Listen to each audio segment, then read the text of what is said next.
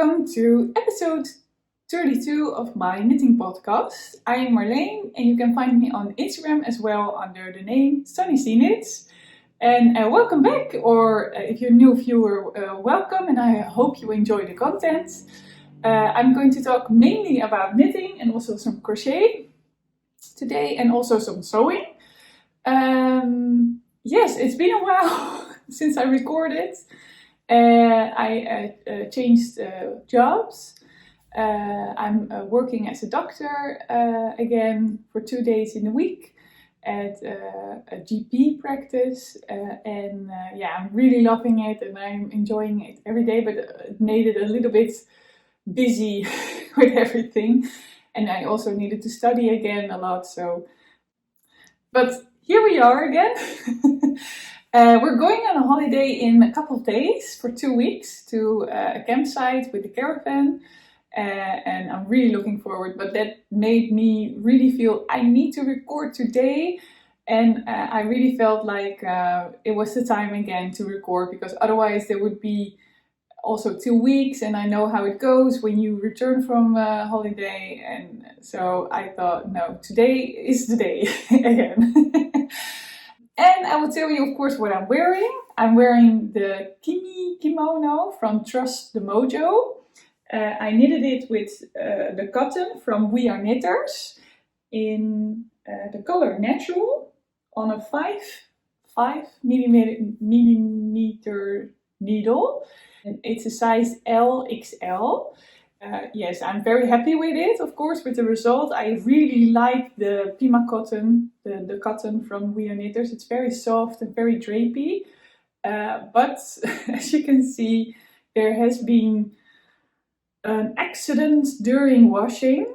I used the washing wool wash detergent from Eucalan. And there's, of course, lanolin inside. I didn't think about it, but that made actually the change of color from the lower part and the upper part. So that's not really nice. As you can see, it's a lace pattern. It's actually knit down to the top in patterns, but I didn't do that. So in panels, I think the front panel, back panel, but I knitted it up in one piece, as you can see, and I did on the shoulders, I did the Kitchener stitch to attach it. Yes, I'm very happy with it, even though the color changes, but I think it's actually a very neat line. So some people just say, oh, really cool, that fading. So, yeah, I did that on purpose. I did some extra repeats, so from the down part until the armholes, I did 9 repeats, and this for the armholes, I did 5 repeats of the pattern instead of 4 as recommended. Yes, and I'm very happy with it. It's really, how you say, for today it's a little bit grey in the Netherlands. Oh yeah, I'm coming to you from the Netherlands, I forgot to tell that. It's a little bit grey weather lately. It's not really summery, but today it's 90 degrees Celsius. That makes me feel like, I don't want to wear only a top without anything, but this is really the perfect piece of clothing to drape over your shoulders and not have it too warm. So yeah, I could really recommend it. I finished this actually in 2021. And yeah, it's a really nice pattern, and also for the beginner knitter, I think, because if you, of course, not the real starter knitter, but like a light intermediate, if you want to start with lace, this is really a nice lace pattern to start with, because it's the same over and over again. The pattern doesn't change that much. It's a repeat, and that's really nice. So this book is done. Then I'm wearing the Hinterland dress from So Liberated.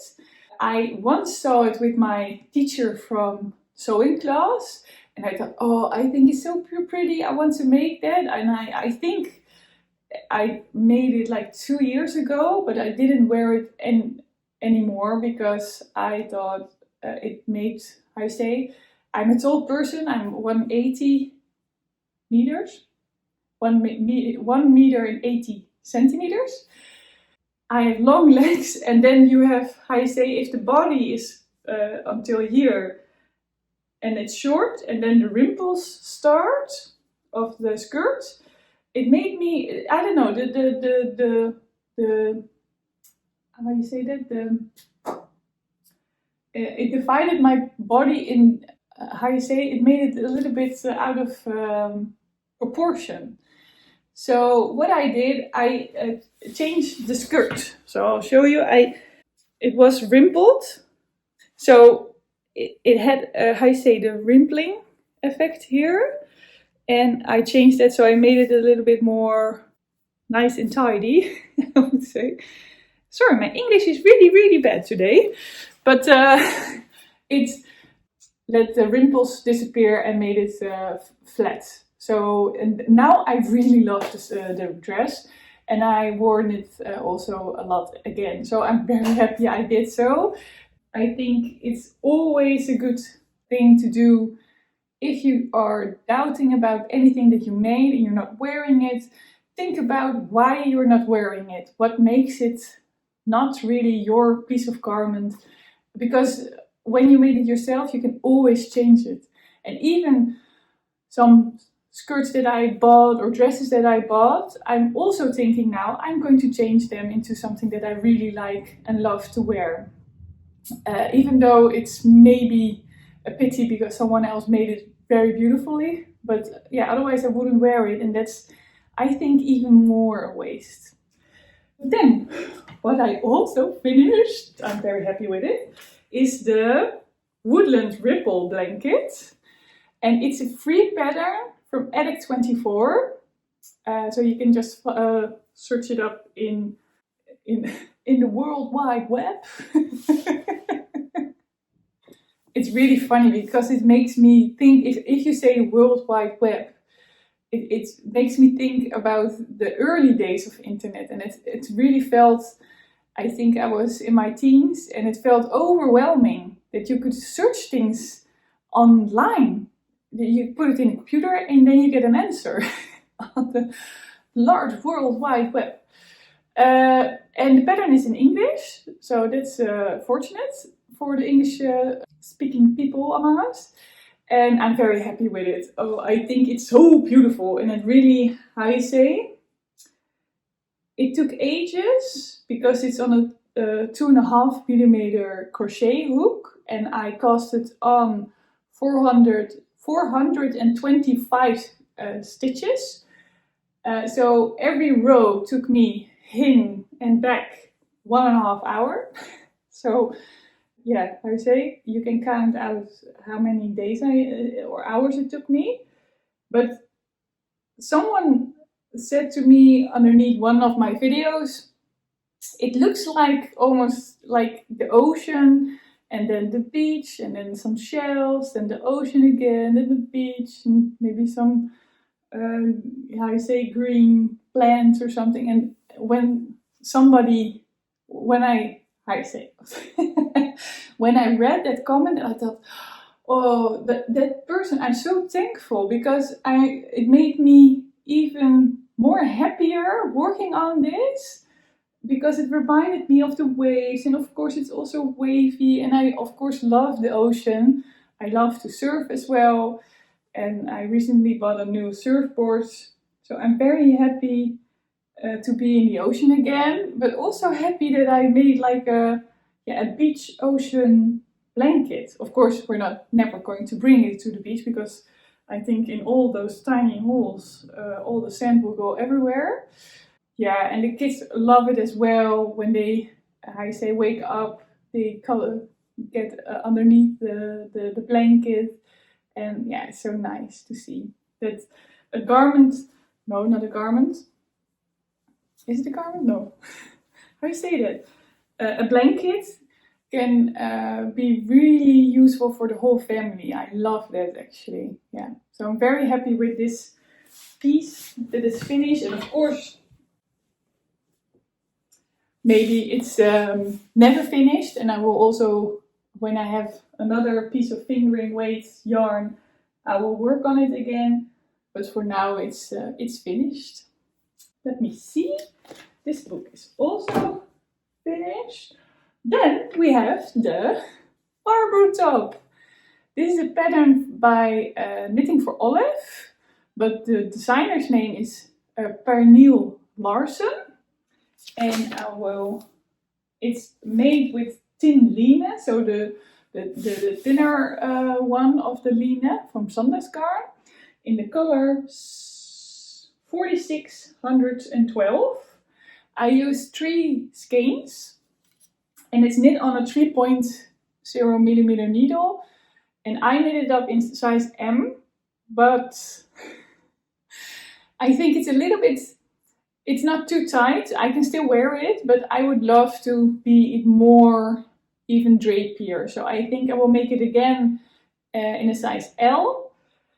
And I also adjusted something. I say it's knit from the bottom to the top. And I also adjusted these armbands that is it armbands? I don't know, sorry.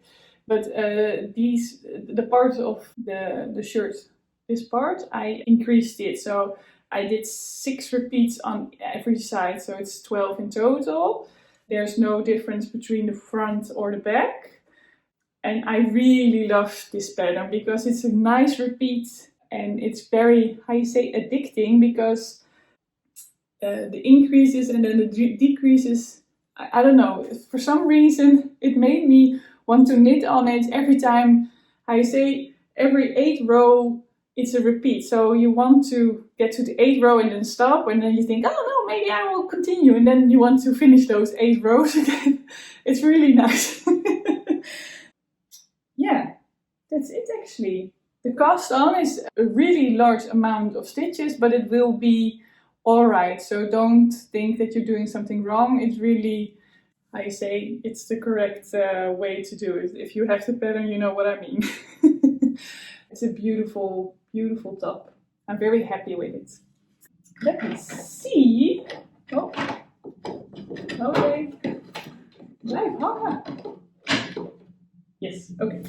So, I still have 2 things to discuss, and then it will be the end.